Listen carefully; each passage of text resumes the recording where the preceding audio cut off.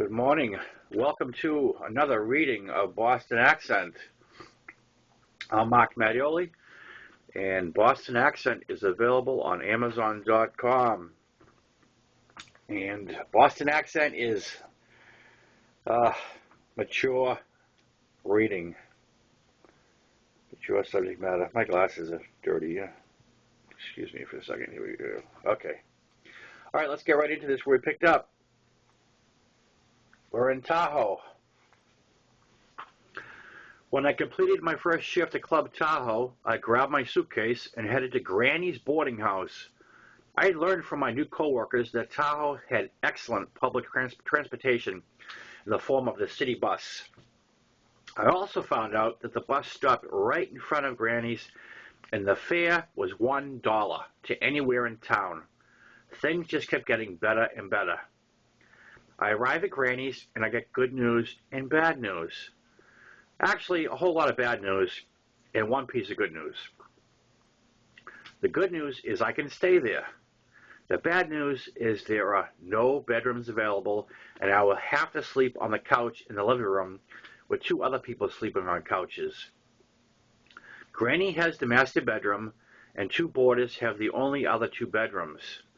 The sleeping arrangements are decided by seniority, and the boarders with bedrooms have been there for 6 and 9 months respectively. Granny is 81 and has the personality of a female Archie Bunker on methamphetamine. She is racist and she never stops talking. In addition to her boarders, she has two blind poodles that piss and shit all over the house. There is a Granny curfew of 10 p.m., which is why she only rents to people who work day shift. At 10 p.m., she locks the doors, and you can't get in the house till 7 a.m. the next day. The curfew also goes for the only TV in the house, which is in the living room. Granny has sole control over the remote and will only watch what she wants to watch while rambling incessantly through every program. She goes to bed precisely every night at 10 p.m., and it's lights out for everyone in the house. She carries the remote and the only phone in the house up to bed every night.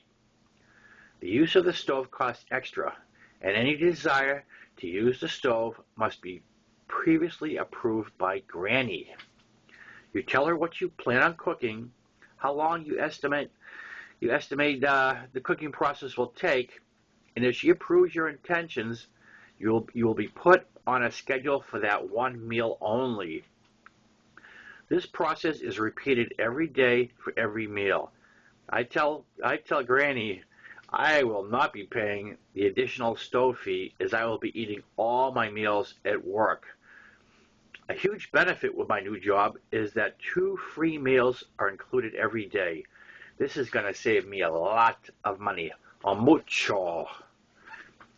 I ask if I can take a shower, and I'm told that it's on a first come, first served basis between the hours of 7 a.m. and 10 p.m. As with the stove, you must ask Granny's permission first. No one is in the bathroom upstairs, and I got Granny's permission to use the shower. I head up to the bathroom, shut the door, lock it, and use the toilet before getting in the shower. I'm in the shower, and someone starts banging on the bathroom door, yelling that water is coming through the ceiling downstairs. I look and find that the toilet continued to run after I flushed it, and it's overflowing. Whoops.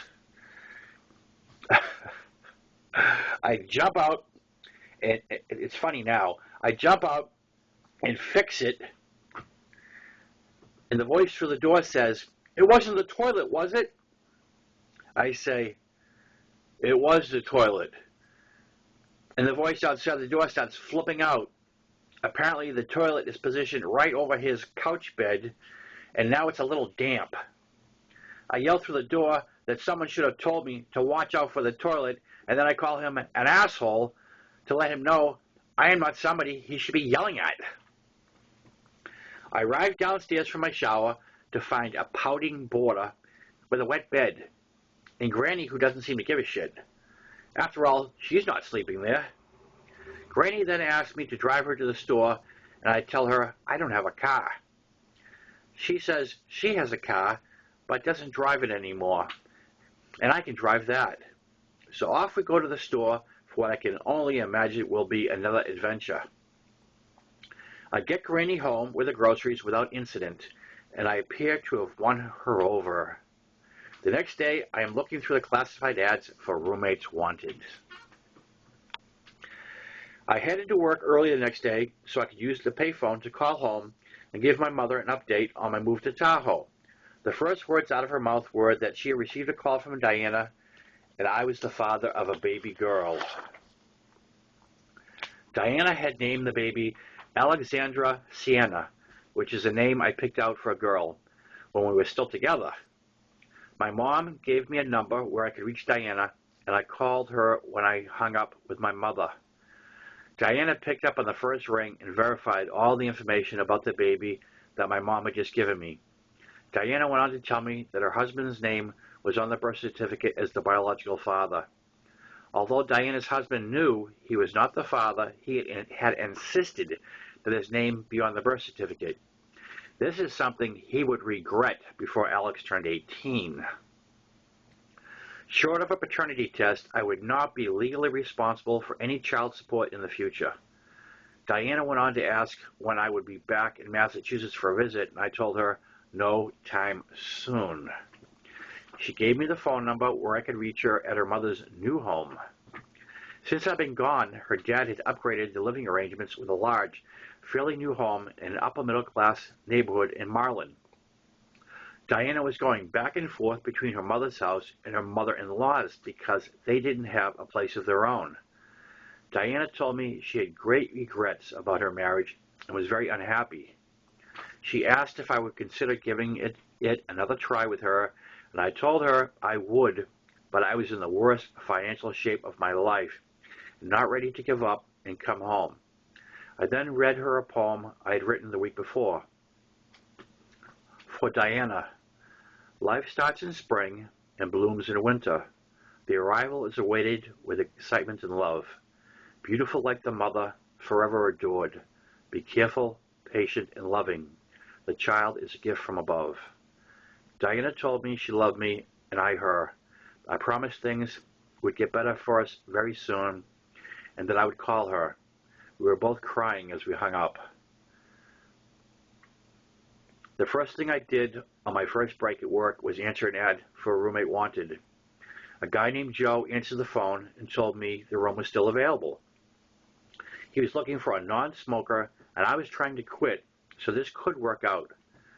Joe gave me directions, and I told him I would be there at the end of my shift. I grabbed the bus, which stopped right in front of the casino, and rode it to Joe's. The bus stopped just 1 block from the house, so it was perfect. It was also just 2 blocks from the lake and the town beach. The house was a modest duplex on a very quiet street. 2 sisters lived on one half, and Joe had been by himself paying the full rent on a 2-bedroom for 3 months. Joe was originally from Arizona, and he had last worked in Tombstone as a piano player in a recreation of a Wild West town. His mom had worked there also as a saloon singer. He came from a talented family, with his brother Dirk being an accomplished drummer. He came from a talented family with his brother Dirk being an accomplished drummer, period. Joe had also sold the real estate out of his dad's office and had been quite successful at that. He was only 19, had a vehicle in the driveway that was paid for, and money in the bank. He was looking to make it big in the music industry, and his first choice had been Tahoe. He figured he'd get a job in a casino's piano bar until he could score some good connections. He was working at a retail ski shop during the day and playing piano in one of the casinos at night. Joe answered the door. My first impression was he looked like a teen idol off a magazine cover.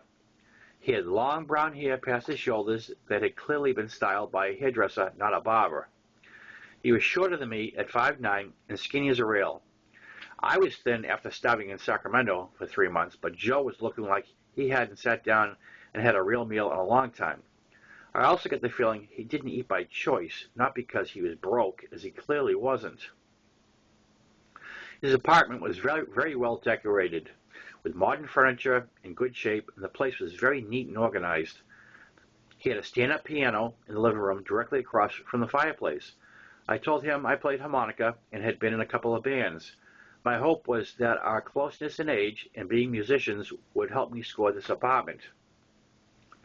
Up until this point, Joe had really been giving me the hairy eyeball, and the big thing people had a problem with me was my very strong Boston accent. I hadn't caught too much flack in Sacramento because most of the people I had to deal with were Mexicans. Up here in Tahoe, I was going to find out that I couldn't open my mouth without someone making a comment. Joe asked if I had a problem with the no smoking, and I told him I had recently quit. Turned out Joe had recently quit, and it would be less than a month before we were having a smoke together.